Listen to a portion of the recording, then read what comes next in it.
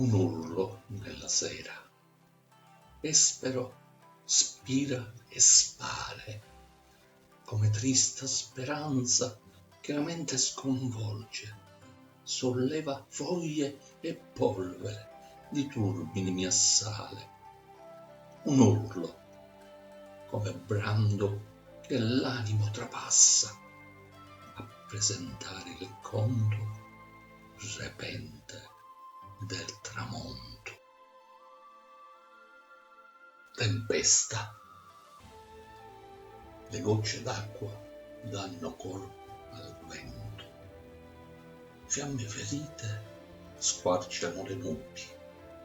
Scossi cavalli, fragorio di tuoni, ali dischiuse di incompiuti voli.